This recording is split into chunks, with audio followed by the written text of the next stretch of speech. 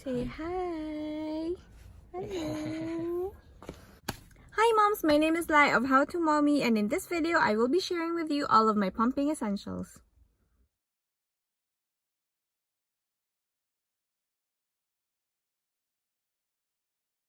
I already made a video about my baby's weight gain kasi underweight siya, tapos he was able to gain weight with my breast milk lang and some breast milk donations. And I was also able to make na din a video about how to increase your milk supply. I will link both videos below in the description box, so please watch it if you have the time. But this video will focus on my pumping essentials kasi gusto ko na i-share sa inyo kung paano mag-pump, especially because madami din nagtatanong na mommies, tsaka madaming first time mommies yung gustong mag-try mag-pump tsaka mag-breastfeed kahit nag-work sila. So if they are working, they have to pump para madala nila yung milk nila sa bahay tsaka mabigay kay baby. And I know that a lot of our moms and especially our mga lolas did not pump before. So it's really a new thing. And I would like to share with you, yun na nga, my pumping essentials para matulungan ko din kayo. So this video is for pumping moms, pero if wala kayong balak mag-pump, I still hope that you're going to watch this video, especially because there will be a giveaway that I will be explaining mamaya at the end of this video. I hope that you can join the giveaway kasi super duper high quality, top of the line talaga yung mga ipamimigay ko, and these are very special gifts kasi yun talaga yung mga gusto kong ipamigay because I used it and I really love these products and mahal siya and hindi siya yung parang na-receive ko siya for free kaya ipamimigay ko. I really approached all of these brands because they really helped me and they were very kind enough na mag-participate sa giveaway na to. So I really hope that you're gonna watch out for that at the end of this video. I really appreciate if you would keep on watching. I am a stay-at-home mom but kinailangan ko mag-pump at nakatry na din ako mag-pump away from home. So it's pretty much the same as you if you are a working mom and you have to pump away from home every day. So these are my pumping essentials. First of all, kailangan mo ng pump. You can use any pump naman talaga, to be honest. But if you have a problem with your milk supply, kailangan mo ng hospital grade na pump or yung high quality talaga. So ako, bumili ako ng Spectra na pump. It's called the 9 Plus Double Electric Pump. Ganito yung tsura niya. This is a pouch I got from SM Department Store. Pero, nilagay ko na lang para hindi siya mahirap hanapin yung charger tsaka yung pump mismo. So, what's good about this pump is it's rechargeable. So, hindi mo kailangan maghanap ng outlet. Yung iba kasi kailangan mong i-plug. Tapos, dun ka talaga sa may outlet kailangan mag-pump. So, ganito siya. And, it's double. And this is the charger. It's really good for me kasi, it's convenient and medyo pricey nga lang siya, but it was a really good investment. Next is a pumping bra. There are good pumping bras, yung mga by Medela, yung mga may brand, ganun. Pero at that time, gusto ko kasi bumili na madami para hindi ko kailangan mag-wait na malabhan siya. Bumili ako ng mga cheap lang na pumping bras dun sa online shop. I think the online shop is called Tiny Tots in Facebook. It looks like this. Dito yung butas niya para we can insert the flange there. Having a pumping bra really saves time kasi you just insert the flanges there, tapos makakagawa ka pa ng other things like, read articles sa phone or mag-text or gumawa ng content, yung mga ganun. There are a lot of things you can do if you have a pumping bra, and some moms can even like wash the dishes, ganun. Pero ako hindi ko naman yung nagawa, but I can walk around because I have a pumping bra. Next is storage bottles. Ito na yung gamit ko, yung Looney Tunes na storage bottles that you can find in a department store. Okay naman siya. It says it's BPA free, so it works for me. Hindi naman kasi kailangang branded or yung mahal yung storage bottles mo as long as it's safe. And for me, it worked okay naman for my baby. I mean, there's no problem really. Hindi naman siya napano, hindi din napano yung milk. So these were okay. These were really good for me and cheap lang siya in any department store, in SM department store, ganun. Yung breast milk storage bottles is for if hindi ko i-freeze. Tapos kung gusto ko na siyang i-freeze, I will use a breast milk bag. So, ililipat ko na siya sa bag, tapos ilalagay ko siya sa freezer. I bought mine from Sunmom. I know Sunmom is cheap. Like, it's probably the cheapest you can find online. Tsaka madami naman sa department store, iba't ibang brand. Like, Honeysuckle, Mom and Baby, ang dami iba't ibang brands. Medyo mahal. Tapos yung Sunmom yung pinaka-cheapest. Okay naman siya sa akin. Hindi siya nabutas. Wala akong experience na parang nag-leak or napunit, ganun. So, If it's cheap, as long as it works for me, or if it is highly recommended, tapos nagustuhan ko, wala akong problem sa mga cheap. So, Sun Mom is really good. You can find it online. There will be a photo here of where I bought it, tsaka ano yung tsura ng Sun Mom ng breast milk bags. When I store my milk in the freezer, nilalagay ko siya sa Ziploc. So, bumili na din ako sa same online shop. Kasi yung freezer namin, wala kasi akong freezer for breast milk alone. So, yung breast milk ko, nasa-store ko siya together with the meat. And to prevent the milk from being contaminated with meat, nilalagay ko siya sa Ziploc. Tsaka mas na-arrange mo din yun. Tsaka nakakasave ka ng space in your freezer if ilalagay mo sa Ziploc. Tapos, mas maganda if naka-flat. I'll show you a photo of how I store my breast milk right here. Next is a Sharpie or any marker. Ako, Sharpie yung gamit ko. If you're wondering what marker is good for Ziplocs or milk bags, it's Sharpie. Hindi naman siya lumusot sa milk. Hindi na-affected yung milk ko. But to be safe, doon na lang kayo magsulat sa upper portion ng milk bag para sure kayo na hindi talaga na-transfer yung ink sa milk. Next is a cooler or ice bucket. It's like this. Tapos, it's very important kasi if you're traveling, if you're a working mom, kailangan mo talaga ng cooler o ng ice bucket para hindi agad masira or ma-expire yung milk na pinump mo. Kailangan mo siyang ilagay sa parang ref. So, if wala kayong ref sa work nyo, just bring a cooler with you, put ice inside your ice bucket, and then it will mimic the effect of the refrigerator. It keeps your milk cool. And then pagdating sa bahay, transfer it to the ref or freeze it sa freezer, diba?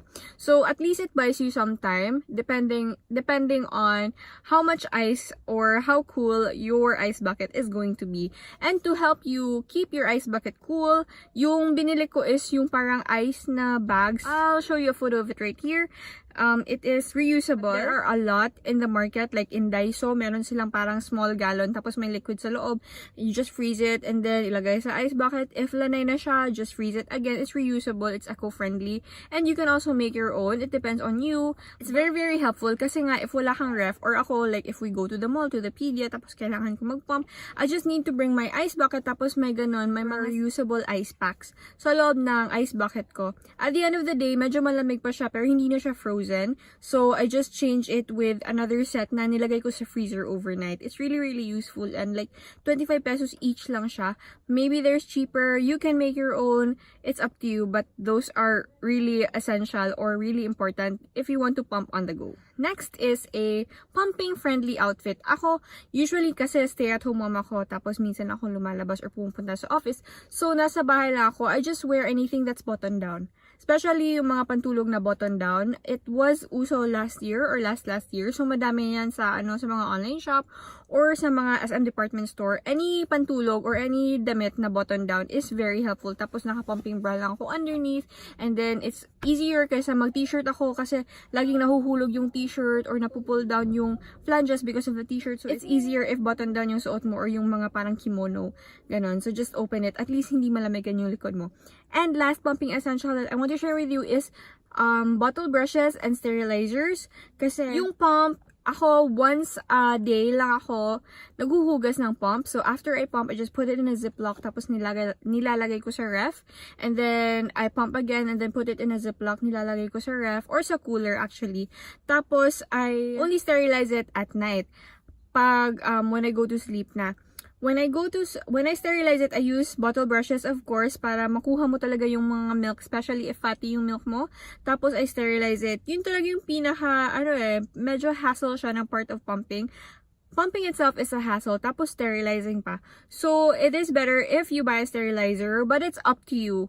If ayaw nyo, if wala kayong budget, then you can also just sterilize it like how our moms sterilized our baby bottles before. I want to try to keep this video short because yun lang naman yung gusto kong i-share, yung pumping essentials. Mamaya na lang yung mga pumping routine and tsaka tips in another video para short lang tong video na to. Kasi gusto ko pang i-discuss na yung giveaway na ipopost ko sa Instagram tsaka sa description box ng video na to. I'm very happy to announce once again na yung mga brands that I am working with right now are brands that I truly, truly love. These were brands that I really used when I was pumping and trying to increase my milk supply. So I'm very, very happy to share them with you. Sorry, one mom lang yung winner natin, but we'll try to do this every month.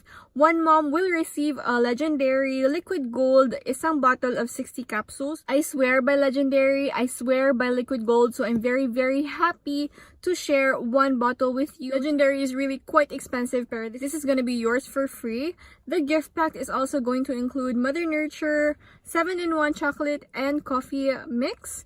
yung favorite ko na drink na I mentioned sa increasing milk supply video ko. It's very, very yummy talaga. As in, pumping body ko talaga to. Kasi gumigising ako ng 3 or 4 a.m. para lang mag-pump. And it's very comforting to drink a hot chocolate drink at night or sa madaling araw with you, especially if maginaw or if it's cold while you're pumping. So I'm very happy to share with you a chocolate and a coffee mix from Mother Nurture. And then Noah's Ark will also be joining the giveaway. They will be giving us one trial set which has a bibdana, a burp cloth, a curved burp cloth, and a back towel. Sobrang ganda ng designs nila, and they were kind enough to make a gender neutral set for the winner of this giveaway. In case na boy or girl yung baby nyo, at least you're sure that your baby will be able to use this. Ang ganda, ang cute ng colors, ang ganda talaga ng mga cloth nila. Please visit their Instagram account to find out more about their products. And one of the first lactation treats that I was able to enjoy while I was pumping and trying to increase my milk supply was the Milking Bombs by Ana Bettina Carlos. Yung favorite ko is yung Nutella cookie sandwich nila.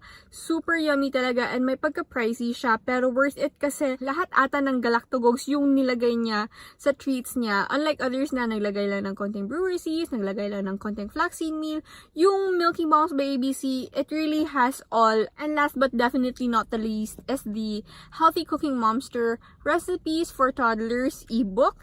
This is not lactation or like galactogog related, hindi siya related sa pumping, but yun kasing mga exclusive breastfeeding moms or yung mga nagtatry maging EBF moms, they are leaning towards giving healthy meals and hindi nila masyadong feel din magbigay ng Cerelac or ng processed food kagaya ko. I really like to give rice and yung mga gulay, yung mga fruits, yung mga totoong food talaga.